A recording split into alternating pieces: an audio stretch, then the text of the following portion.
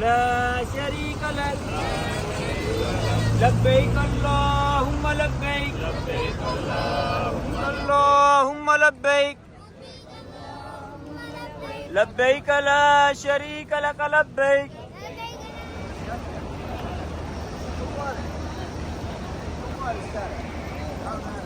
अस्सलामु अलैकुम रहमतुल्लाहि व बरकातु. તમે જ્યારે જો ઉમરો કરવા માટે અહીંયા આવો છો મક્કા શરીફ, તો તમારે પહેલાં જે છે એ તમે એહરામની નિયત કરી હશે, એહરામ તમે પહેર્યો હશે, અને ત્યારબાદ તમારું જે કામ જે છે એ તમારે તવાફ કરવાનું હોય છે.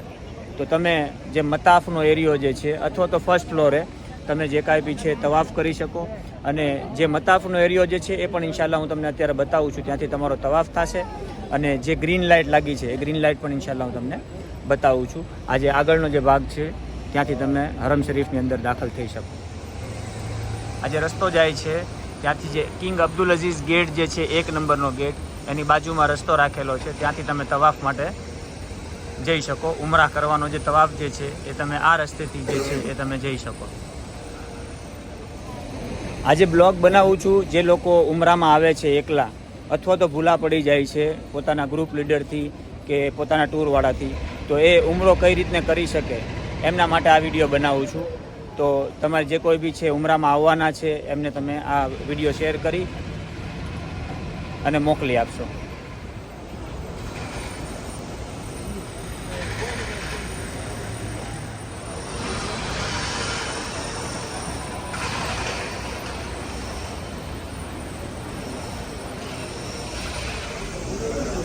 ઓલી બાજુ હાલો, ઓલી બાજુ.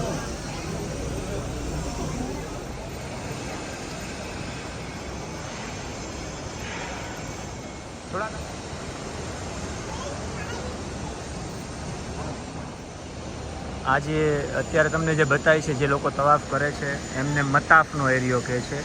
અને સામે જે તમને જે ગ્રીન લાઇટ જે સામે બતાવી છે એ ગ્રીન લાઇટની સામે જે કાબા શરીફનો જે ખૂણો પડે છે એને રૂકને અસ્વદ કહે છે, એટલે કે હજરે અસ્વદ જે લાગેલા જે છે ત્યાંથી તમારો જે ઉમરો જે છે એ સ્ટાર્ટ થશે. જે સામે ગ્રીન લાઇટ તમને જે બતાવી છે ત્યાંથી તમારો ઉમરો સ્ટાર્ટ થશે. એટલા આવ્યા છીએ ઉમરામાં અત્યારે.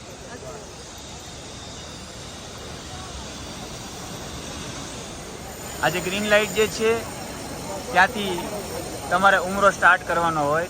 અને આ જે કાબા શરીફનો જે ભાગ જે છે જેને રૂકને અસ્વદ કહે છે ત્યાંથી તમારે બોસો લઈ અને તમારે જે છે એ તમારો ઉમરો જે છે, ઉમરાનો જે તવાફ જે છે એ તમારે અહીંથી સ્ટાર્ટ કરવાનો હોય છે. આ જે ભાગ જે છે ત્યાંથી તમારે જે છે એ ત્રીજો કલમો પડતા પડતા તમારે જે છે એ તવાફ કરવાનો છે અહીંથી. એમાં જે કાંઈ બી છે એ રૂકને અસ્વદથી તમારે રૂકને ઈરાકી, આ જે બીજો જે ખૂણો જે છે એનું નામ રૂકને ઈરાકી છે. એ રૂકને ઈરાકીથી રૂકને શામી, આ પછીનો જે ખૂણો જે છે એને રૂકને શામી કહે છે, જે સિરિયા તરફ આવેલો છે. અને એ પછીનો જે છે ચોથો જે ખૂણો જે છે એને રૂકને યમની કહે છે. એટલે એ ભાગે તમે રૂકને યમનીથી હજરે અસ્વદ સુધી તમે આવો છો ત્યારે તમારે દુઆ પડવાની હોય છે, રબ્બના આતિના ફિદ દુનિયા હસનત વ ફિલ આખિરતી હસનત વ કિના અઝાબન નાર. અને ત્યારે તમારો એક ચક્કર જે છે એ તવાફનો જે છે એ મુકમ્મલ પૂરો થશે. સુબહાનલ્લાહ વલહમ્દુલિલ્લાહ વલા ઇલાહા ઇલ્લલ્લાહ વલ્લાહુ અકબર વલા હૌલા વલા કુવતા ઇલ્લા બિલ્લાહિલ અલીય્યિલ અઝીમ. હવે તમે જ્યારે તવાફ કરો છો ત્યારે અમુક જે વસ્તુ જે છે એ તમારે ધ્યાન રાખવાની હોય છે. જેમ કે તવાફની અંદર જે છે એ વુઝુ શર્ત છે. જો તમારું વુઝુ તૂટી જાય તો તમારે વુઝુ કરવા માટે જવું પડશે. ને વુઝુ કરવા માટે જે છે ને એ જે તમારે અત્યારે જે પાછળના ભાગમાં જે અત્યારે બતાવી છે ને ત્યાં નીચે જે દાદરા જે છે એ દાદરાની નીચે એ લોકોએ વુઝુ ખાના બનાવેલા છે. અને વોશરૂમ માટે તમારે ફરજિયાત જે છે એ બહાર જ જવું પડશે. 3 નંબરનું જે હમામ જે છે ત્યાં નીકળવા માટે તમારે જે છે એ જે બધા ગેટ રાખ્યા છે, જેમ કે અબ્દુલ અઝીઝ ગેટ છે, ઉમરા ગેટ છે, ફહદ ગેટ છે, ત્યાંથી તમે બહાર નીકળી અને તમે વોશરૂમ જઈ શકો. બાકી અંદર જે છે એવી કોઈ વ્યવસ્થા નથી. અંદર ખાલી ફક્ત ને ફક્ત વુઝુની વ્યવસ્થા જે છે એ રાખેલી છે. અને આ જે ગ્રીન લાઇટ જે છે સામે જે ગ્રીન લાઇટ બતાવી છે એની નીચે અમુક વખતે અહીંયા જગ્યા હોય છે, તો તમારા ફેમિલી મેમ્બરને તમે કહી શકો કદાચ ભૂલા પડે તો આ જગ્યાએ જે છે એ આવી જાય, જેથી કરીને પછી અહીંથી તમારે જે છે એ સફા મરવાની સહી કરવા માટે જવાનું હોય છે. સામે જે ગ્રીન બતાવી છે અત્યારે 2 માસાનું બોર્ડ, અહીંથી તમે જે છે એ સફા મરવાની સહી કરવા માટે તમે જઈ શકો. ત્યાં 2 માસા લખેલું હશે. અને ત્યાં જ તે જે છે એ ઝમઝમના અમુક નળ રાખેલા છે કે કેરબા મૂકેલા છે કે તમે જે કાંઈ બી છે એ તમે કુલર મૂકેલા છે કે તમે ત્યાંથી ઝમઝમ પી શકો. અને ઝમઝમ પીને પછી તમારે સફા મરવાની સહી કરવા માટે જવાનું હોય છે. તમારો તવાફ પૂરો થઈ ગયા પછી તમારે 2 રકાત વાજિબુત તવાફની નમાઝ પઢવાની હોય છે. અને 2 રકાત નવાફિલ નમાઝ જે છે એ જે સામે જે મકામે ઇબ્રાહીમ બતાવી છે એમની પાછળના ભાગમાં તમને જ્યાં જગ્યા મળે ત્યાં તમે નમાઝ પઢી શકો અને એનો સવાબ જે છે એ તમને વધારે આપવામાં આવશે. અને પહેલી રકાતની અંદર કુલ અલ્લાહુ અહદની સૂરત અને બીજી રકાતની અંદર તમે જે છે કુલ યા અય્યુહલ કાફિરૂનની સૂરત પઢો તો એનો સવાબ પણ જે છે તમને વધારે આપવામાં આવશે. આ જે જગ્યા જે છે અહીંયા ઝમઝમના જે છે કુલર રાખ્યા છે અને પછી તમારે જે છે એ તમે તવાફ પૂરો થઈ ગયા પછી તમે 2 રકાત નમાઝ પઢી લીધી વાજિબુત તવાફની. ત્યારબાદ તમારે જે છે એ મકામે ઇબ્રાહીમની પાછળ જે સફા મરવાની સહીનો જે રસ્તો મેં તમને બતાવ્યો છે ગ્રીન લાઇટમાં ત્યાં કુલર રાખ્યા છે ત્યાં તમારે ઝમઝમ પીવાનું છે. અને ઝમઝમ પીતી વખતે તમારે કાબા શરીફ જે છે એમની સામે તમારે જોઈને ઝમઝમ પીવાનું છે ને જે દુઆ કરશો એ દુઆ અલ્લાહ તાલા તમારી કબૂલ કરશે.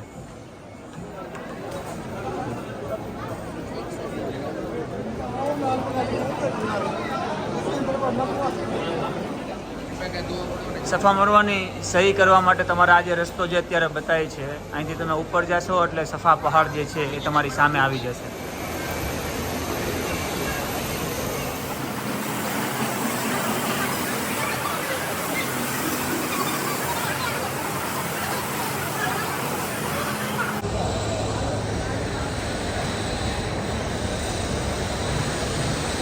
આ જે છે સફા પહાડ છે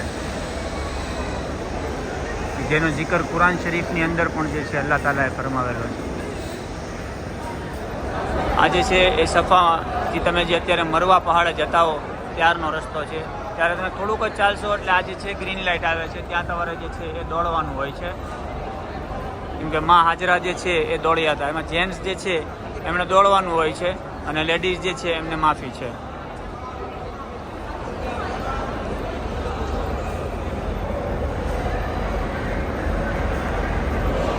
તમે જ્યારે મરવા પહાડે આવો છો ત્યારે આ જે મરવા પહાડ જે છે એ કોટિંગ કરેલો છે. પહેલાં જવાની પરમિશન હતી, હવે અત્યારે જે છે એ જવા નથી દેતા. અહીંના જે પોલીસવાળા જે છે એ હવે નથી જવા દેતા. આ મરવા પહાડ છે, મરવા પહાડ. પહેલાં અહીંયા જવા દેતા હતા, હવે નથી જવા દેતા.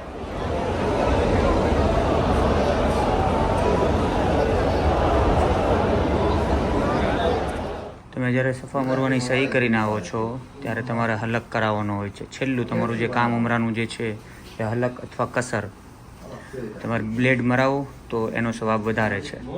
ત્યારબાદ તમે જે કાંઈ બી છે તમારે હલક થઈ ગયા બાદ તમે જે કાંઈ બી સુગંધવાળી વસ્તુ જે છે એ ખાઈ શકો છો, સૂંઘી શકો છો.